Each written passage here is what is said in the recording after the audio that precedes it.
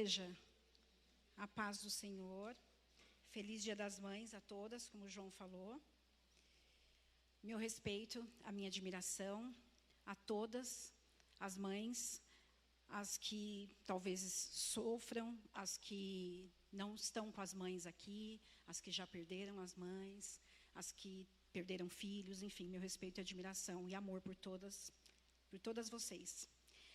Bom, hoje é Dia das Mães, mas essa ministração vai para homens e mulheres, amém? Para todo mundo. Foi uma semana que, como o João falou, né, o Senhor ministra na nossa vida antes.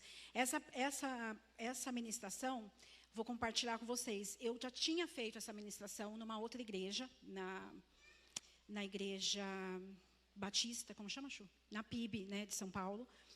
E aí eu falei, bom, e eu tinha pedido ao Senhor que confirmasse a palavra no meu coração. E eu tinha outras ministrações, eu ia preparar uma outra, enfim. E o Senhor confirmou de diversas maneiras. Só que a hora que eu fui pegar a ministração, o Senhor foi mudando, moldando e ajustando num olhar diferente daquele que eu tive quando eu preparei essa ministração há um ano atrás. Que, coincidentemente, quando eu fui olhar, eu ministrei no dia 10 de maio de 2025. Então, o Senhor trabalhou de maneira diferente na minha vida e eu creio que Ele quer trabalhar no seu coração. Então, o desejo do meu coração hoje, igreja, é que vocês estejam com o coração ensinável, aberto, quebrantado para receber aquilo que o Senhor tem para falar para vocês. Eu escutei um pastor falando ontem, que ele falou assim, que existe o templo, o lugar e o culto. É diferente. Que às vezes as pessoas entram no templo, elas entram no lugar, mas elas não entram no culto. Porque o culto é para além disso, é uma outra dimensão, né? Então, que a gente tenha entrado no culto que já começou aqui, desde a comunhão, na adoração a Deus, nos dízimos e ofertas, nas orações, e que a gente permaneça no culto, recebendo aquilo que o Senhor tem para a gente, amém?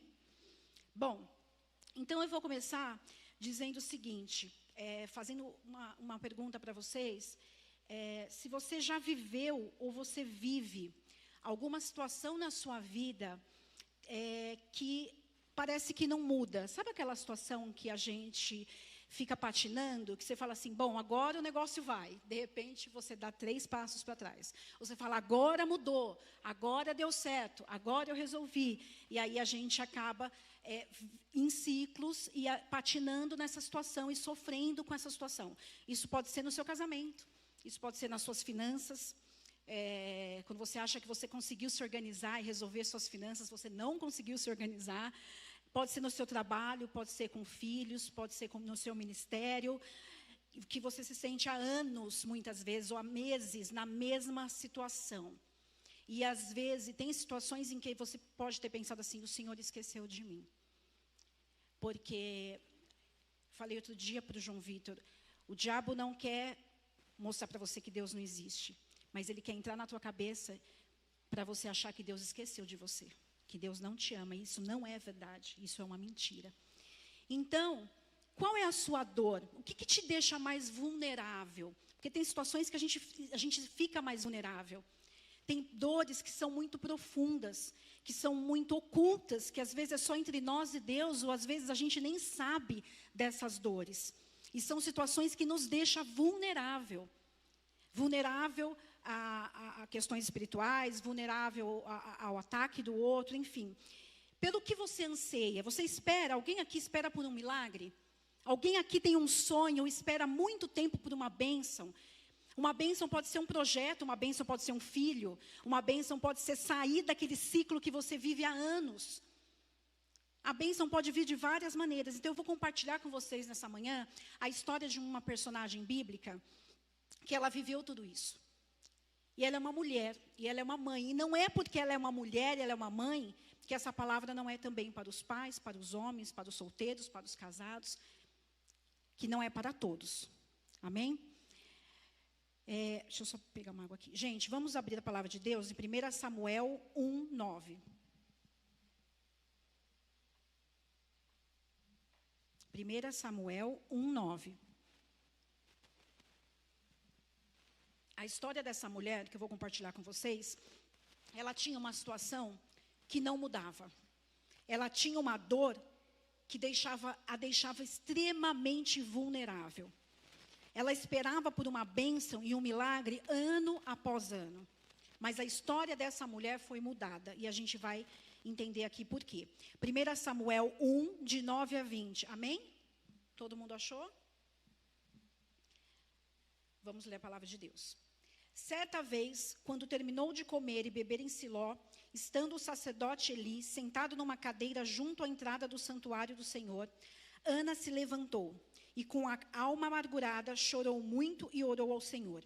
E fez um voto dizendo: ó Senhor dos exércitos, se tu deres atenção à humilhação da tua serva, te lembrares de mim e não te esqueceres da tua serva, mas lhe deres um filho, então eu o dedicarei ao Senhor por todos os dias de sua vida, e o seu cabelo e a sua barba nunca serão cortados.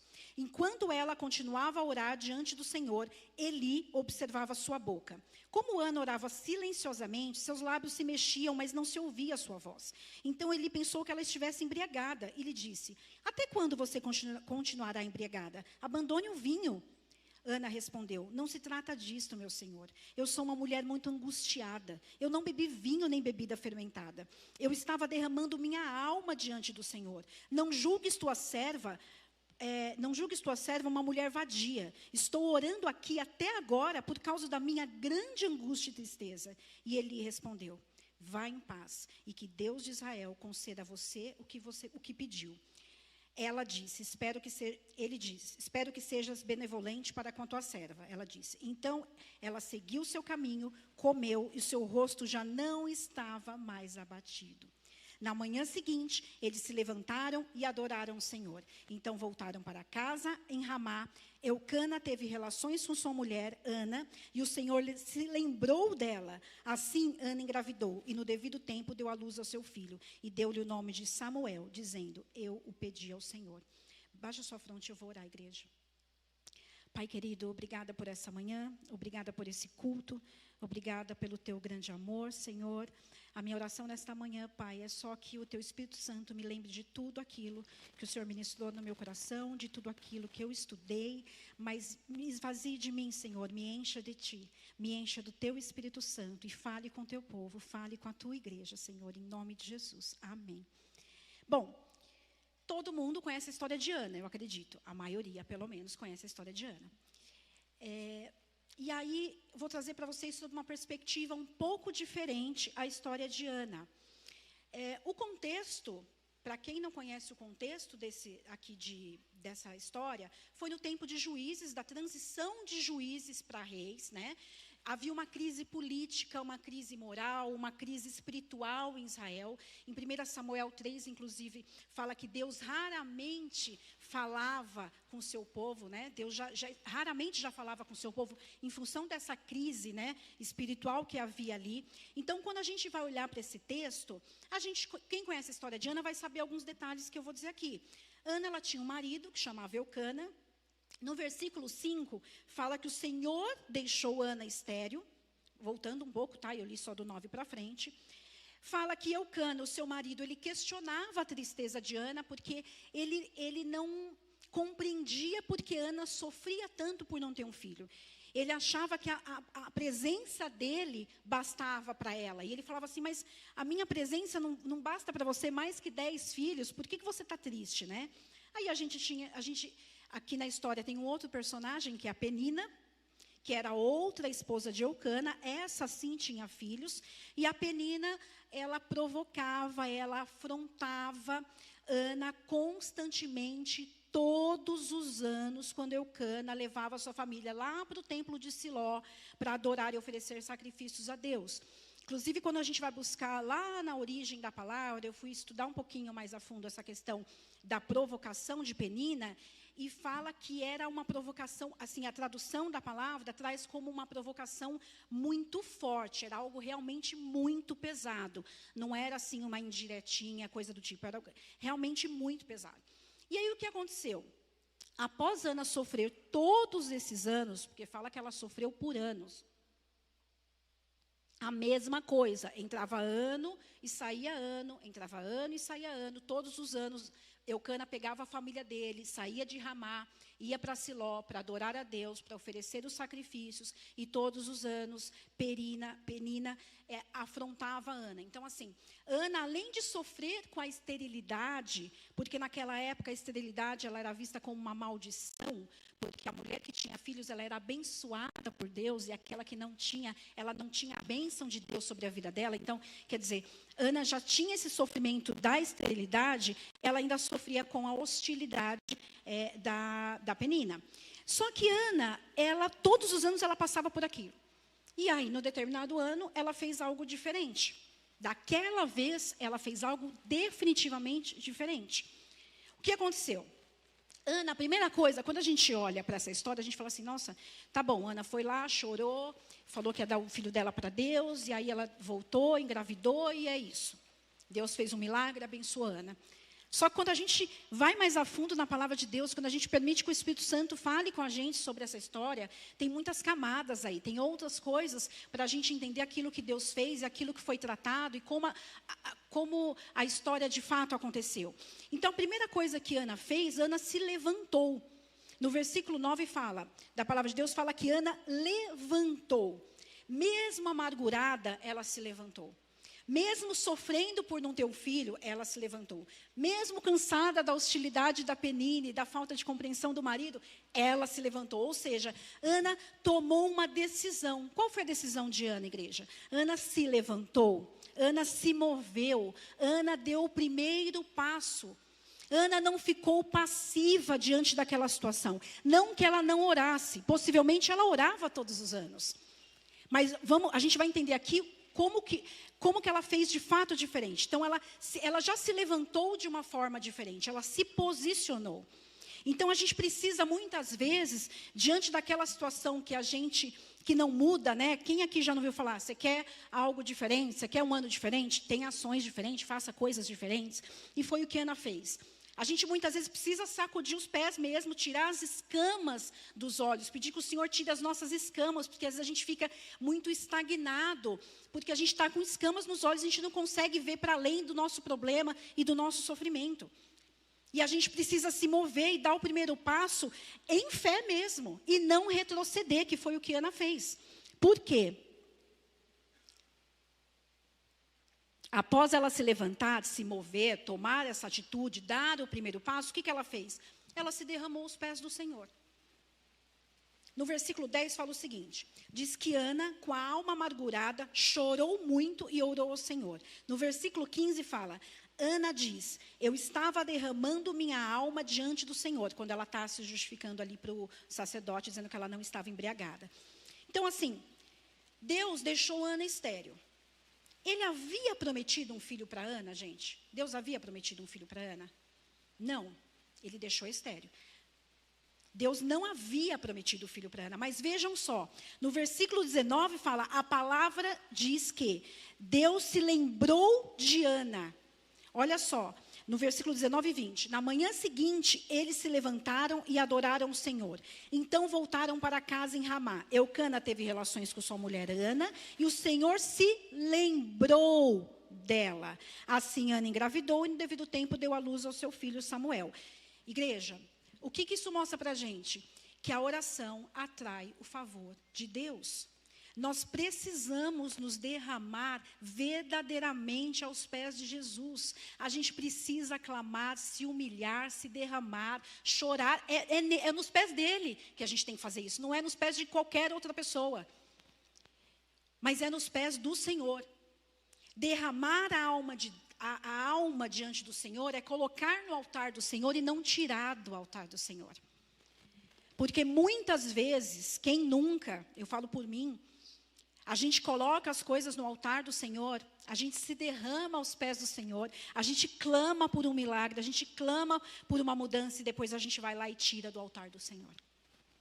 E a gente quer fazer com as nossas próprias mãos. E por quê? Quando a gente derrama a alma diante de Deus, quando a gente coloca no altar do Senhor, quando a gente não tira mais, que foi o que Ana fez, e o Senhor se lembrou dela. Por que o Senhor se lembrou dela? Porque fala que Ana saiu curada. Gente, essa perspectiva de cura que eu quero trazer diferente para vocês. Talvez vocês já tenham ouvido, claro, né? Não é nada novo. Mas quando a gente olha para a história de que ela foi curada fisicamente, a gente está vendo que não foi só isso. Foi muito mais que isso. Deus curou a esterilidade de Ana? Sim, Deus curou. Ela recebeu a bênção de um filho? Sim, isso tudo a gente já sabe.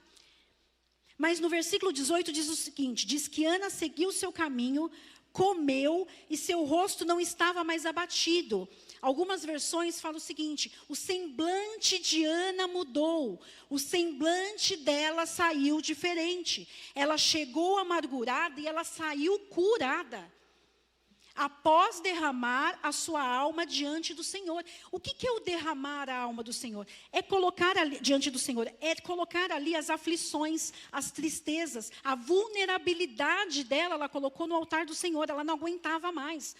Ela estava cansada daquela situação. Ela estava cansada de não se sentir abençoada. Ela estava cansada de não ter o filho e de ser provocada por Penina o ano inteiro, o tempo inteiro, todos os anos, enfim. E Ana sai dali renovada, mesmo sem saber se Deus atenderia o seu clamor. Isso é algo que o Senhor falou muito comigo. Isso nos mostra o quê? Que o que faz a diferença é o lugar? Não. É a circunstância? Não. É a presença de Deus. O que fez a diferença na vida de Ana ali, que Ana saiu curada espiritualmente, que o semblante dela mudou, foi a presença do Senhor. Amém, igreja?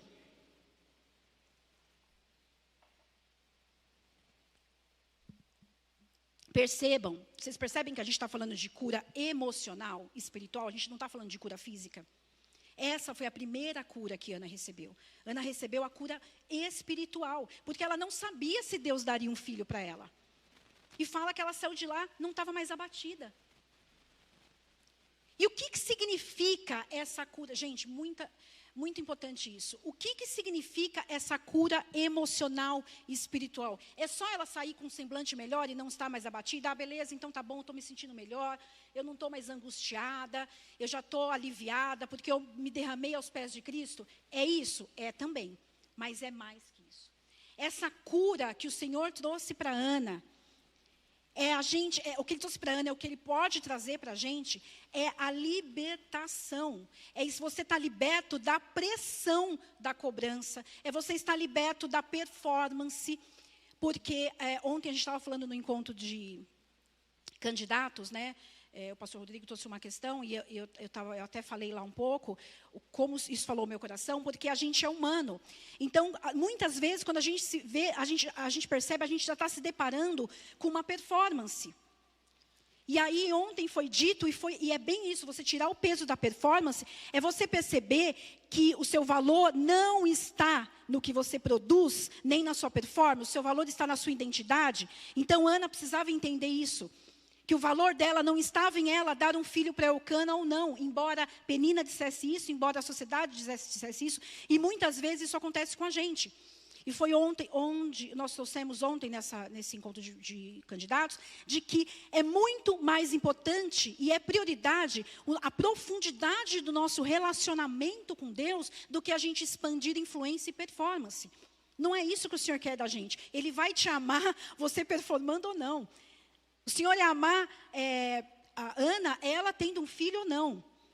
Ela se libertou do peso de produzir, da gente produzir sempre, dela ter que produzir. Produzir, no caso dela, seria ter um filho. A necessidade de ser reconhecido. Quando você tem uma cura emocional e uma cura espiritual, você se liberta da necessidade que a gente tem, que o ser humano tem de todos os dias, ser reconhecido por alguém ou por alguma coisa. Por ser valorizado, a necessidade de mostrar o nosso valor. Não, eu preciso mostrar o meu valor.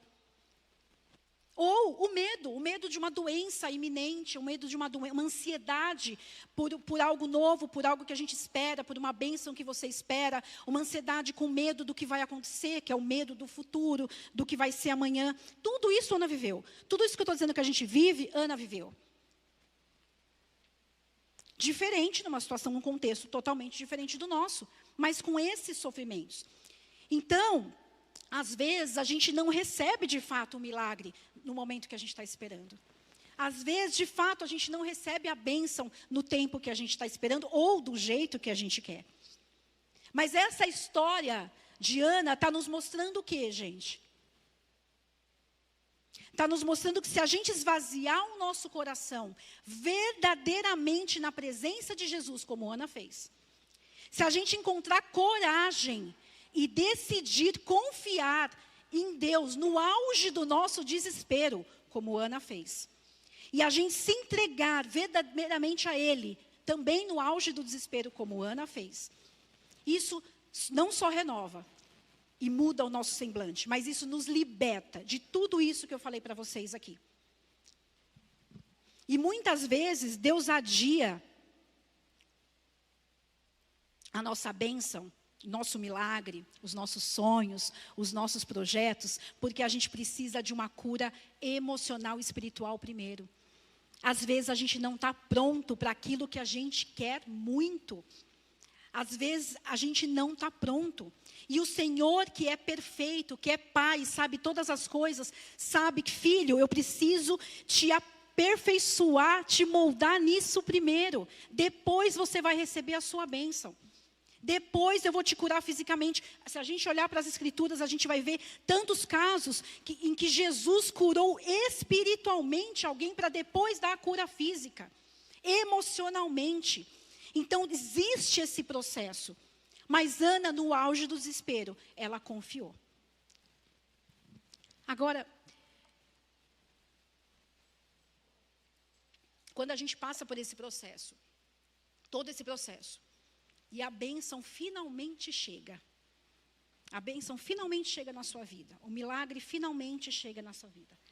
Às vezes o milagre, aquilo que Deus gera em nós, ele se torna mais importante do que o nosso compromisso com Deus. Ele se torna um ídolo. Eu falei isso aqui na última ou penúltima ministração, não me lembro.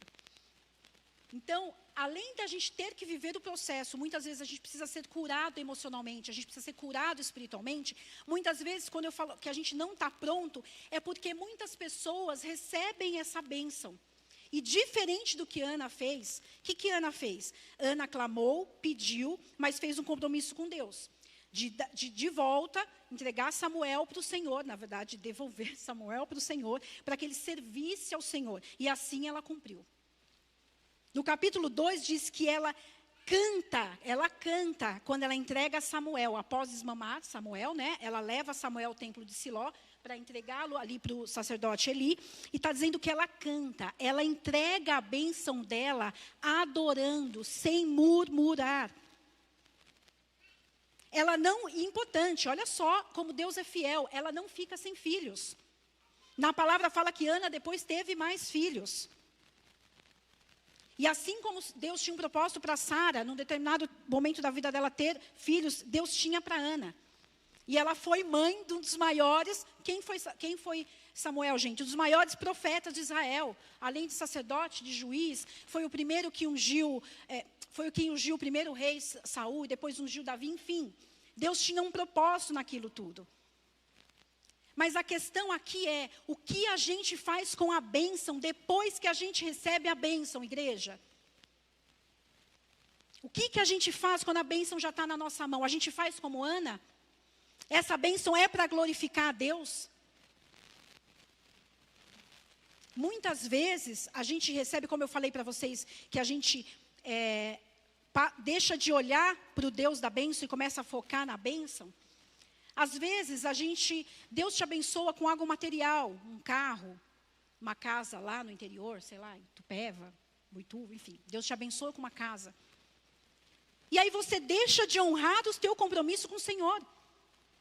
Você deixa de vir ao culto todos os domingos. Não, eu vou só um domingo por mês, porque os outros 3 eu preciso ir para casa. Deus me deu essa bênção, eu preciso cuidar. Cada final de semana eu vou levar a família. Ou Deus me abençoou com um carro. Não, então esse final de semana eu vou fazer como que é o drive? Como que é? Esqueci. Como que é, gente? Esse negócio que você dirige o carro para testar. É isso aí.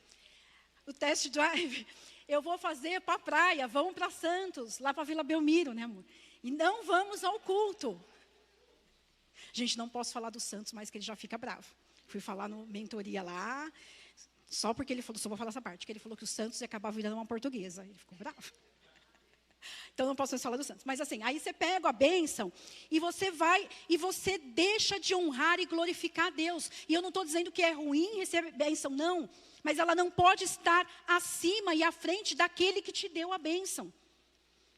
E aí, e não estou falando só de bênção material, não, gente. Às vezes você vem à igreja e você está pedindo ao Senhor que Deus prepare uma pessoa para você, um namorado, uma namorada, um amor. Faz uma lista lá para Deus, Senhor, eu quero um varão, uma varoa assim, assim, assim, assim, assim. Deus vai te dar. O que você faz? Você não vem mais ao culto, você vem de vez em quando. Se tem uma oportunidade, você vai viajar com o namorado. Não estou dizendo que não é para viajar com o namorado, hein, gente? Tá bom, Isa? Não estou dizendo que não é para viajar. Eu estou dizendo o seguinte, que as... Olha a casa do Rock. O Rock falou que não é, né, Rock? Não é. Tá. É que foi a primeira que eu olhei, Rock. Então, quando eu... Com um namorado recente, eu quis dizer. O Rock até saiu. Então, gente, então assim, é muito importante a gente olhar para o que a gente vai fazer com o que o Senhor coloca nas nossas mãos. Se a gente vai entregar essa bênção ao Senhor. Ou se a gente vai colocar a bênção na frente de Deus. E não foi o que Ana fez. E aí, a gente já vai para a conclusão. Vocês entenderam que é uma perspectiva diferente da cura emocional, né? Mas quando a gente vai para a conclusão, eu não sei se vai ser um filho que vai ser gerado. Sandrinha, eu não sei se um filho que vai ser gerado. Eu não sei se é um projeto que você espera muito que vai ser gerado. Eu não sei se é uma cura que virá. Eu não sei os sonhos que virão. Se vai ser um sonho que o Senhor vai realizar na sua vida. A gente sabe que nada é gerado fácil. Nada é gerado fácil. Nenhum filho é gerado fácil. Mas nós que somos crentes, gente, a gente não vive pela lógica humana. A gente vive segundo os propósitos de Deus. Então, mesmo que não seja gerado fácil, a gente não vai viver pela lógica humana. Porque para Deus, porque no propósito de Deus e contra a lógica humana, para Deus, uma mulher estéril vai ser mãe de filhos. Amém? Para Deus, o maior é aquele que serve. Em Siló, aquela mulher creu. Tomou posse da promessa dela e foi curada emocionalmente. E em Ramá, Deus curou a esterilidade dela e o milagre aconteceu. Então, a minha oração nesta manhã, igreja, primeiro que vocês tenham entendido aquilo que o Senhor falou, porque às vezes você fala assim, eu não estou esperando nenhum milagre, eu não estou esperando nenhuma bênção, eu não estou vivendo nenhum ciclo, ou a bênção que eu recebo, eu honro ao Senhor. Pode ser. Pode ser. Mas que vocês tenham recebido essa palavra, e a minha oração é que nós sejamos homens e mulheres, que a gente vai poder olhar para trás nas nossas vidas, lá, não precisa nem ser muito adiante, mas que a gente vai poder olhar para trás em algumas situações e dizer o seguinte: antes eu chorava amargamente por algo, mas hoje o meu semblante mudou, porque eu estou na presença do Senhor. Antes, o que as pessoas me falavam me doía, me feria, mas hoje o Senhor me preencheu e me libertou. Antes, a afronta de alguém, a oposição de alguém me parava, me paralisava. Hoje não mais. Antes eu murmurava. Hoje, a despeito das circunstâncias, eu adoro a Deus. E eu me prostro aos pés do Senhor. E eu entrego tudo a Ele.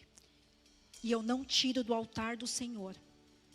E eu me sujeito ao processo de ser curado emocionalmente, espiritualmente, para eu poder receber aquilo que o Senhor tem para mim, para a minha vida. E quando eu receber, eu vou glorificar a Deus com aquilo que o Senhor colocar nas minhas mãos.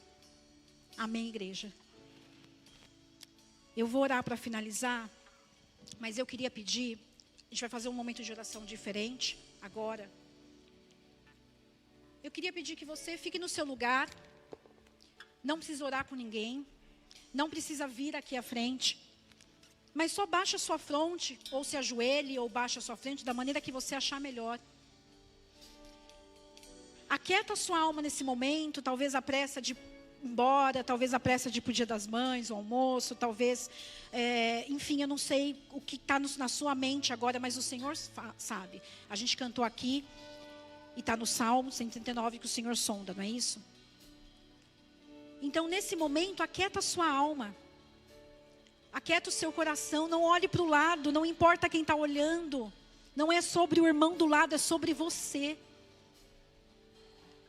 É sobre o que está passando na tua alma. É sobre o que está passando no teu coração. É sobre algo que às vezes você sofre, que só você e Deus sabe. É sobre muitas vezes a gente nem sabe por que a gente vive algumas coisas, mas a gente quer ser reconhecido, a gente quer ser amado, a gente quer entregar alguma coisa, a gente quer muitas vezes se libertar de situações que a gente nem sabe que a gente está preso. Eu não sei, mas alguma coisa no seu coração, o Senhor sabe. O Senhor vai sondar o seu coração agora. E saber se é um milagre, se é uma bênção, se é um projeto, ou se é uma libertação. A gente só vive aquilo que o Senhor tem para a gente, quando a gente esvazia aquilo que tem que ser deixado para trás. A gente só vive aquilo que Deus tem para a gente, quando a gente enterra aquilo que já foi, tudo aquilo que não faz mais parte da nossa vida como nova criatura, como filhos amados do Senhor, como nascidos de novo, tudo aquilo que não faz parte, a gente tem que enterrar, a gente tem que tirar da mala e enterrar, senão a gente não vai viver o novo de Deus, igreja. Não está nada disso aqui, mas o Senhor está falando, ministrando ao meu coração isso. Se esvaziem de coisas que vocês talvez não saibam. Peça para o Espírito Santo sondar o seu coração agora. Senhor, sonda o meu coração e me liberta. Me esvazia de tudo que eu tenho que enterrar, de tudo aquilo que eu não tenho que ficar velando, ou aquilo que já está morto. Mas para que meu coração abra, eu tenha coragem e ousadia de buscar a tua face, com tudo que a tua face tem, eu possa viver o novo, eu possa descansar no Senhor. Senhor Deus, eu peço que o Senhor sonde cada coração agora, Jesus. O Senhor sonde o meu coração. O Senhor sonde o coração de cada pessoa que está nessa igreja nesse momento. O Senhor sonde o coração das pessoas que estão assistindo ou que vão assistir, Senhor, essa ministração e esse culto. Senhor, o Teu Espírito Santo traga, Senhor, a nossa mente. Que o Teu Espírito Santo traga com clareza, Senhor, aquilo que a gente precisa enterrar, aquilo que a gente precisa deixar para trás, aquilo que a gente não pode ficar velando, aquilo que a gente precisa ter coragem e ousadia de entregar no Teu altar e não tirar mais do Teu altar, Jesus. Que a gente tenha coragem e ousadia para viver o processo, para ser liberto e curado, Senhor. Sonda cada coração aqui, Jesus. Sonda, liberta, Senhor. Que as pessoas saiam daqui com um semblante diferente. Que as pessoas na Tua presença, Senhor, não é esse templo, não é aqui neste local, não é as circunstâncias que estão em volta dela, mas é a Tua presença, Senhor, que vai fazer com que essas pessoas, com todos nós, sejamos libertos, Senhor, de sofrimentos, de expectativas do mundo, que não são os Seus planos para a nossa vida, Jesus. Senhor, nos dê a mente de Cristo, tira as escamas dos nossos olhos, Pai, para que a gente entenda, para que a gente tenha discernimento espiritual, para que a gente veja, Senhor, muito além daquilo que os nossos olhos estão vendo, que a gente possa olhar para as situações com os olhos do Senhor. Quebranta o nosso coração, Senhor, nesta manhã, Pai. Que a gente possa olhar além das ondas, como fala nesse louvor. Que a gente possa olhar muito para além, porque o Senhor está lá, o Senhor vem nos buscar. Senhor, eu abençoo cada família e cada pessoa que está aqui, Senhor. Fale aos nossos corações. Transforme e liberta. Em nome de Jesus. Amém. Vamos louvar a Deus, igreja. Se alguém ainda quiser receber alguma oração de algum pastor, só levanta a mão, tá? E o pastor vai até vocês.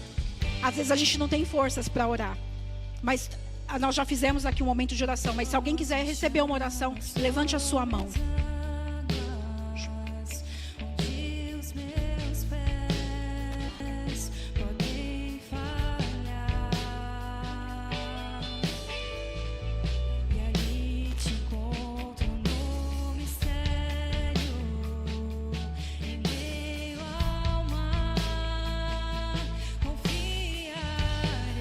Alguém mais levantou a mão, gente? Levante a sua mão que a gente vai até você.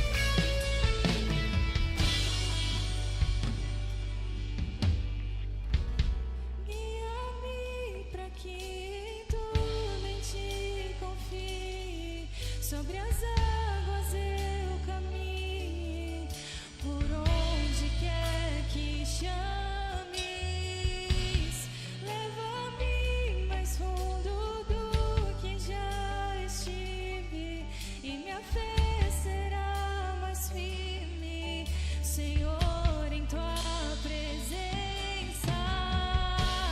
Guia-me para que em tu mente confie. Sobre as águas eu caminho, por onde quer que chames,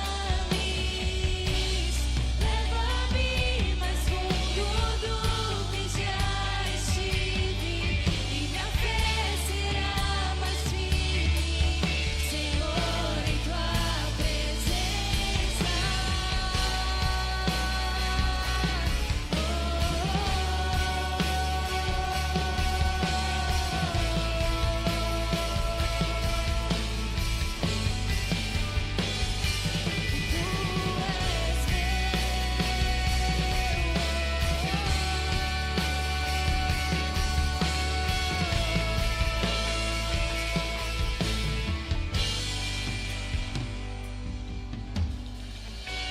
E ao teu nome clamarei,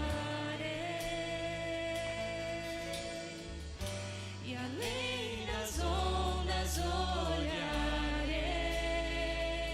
Se o mar crescer, somente em ti descansarei, pois eu sou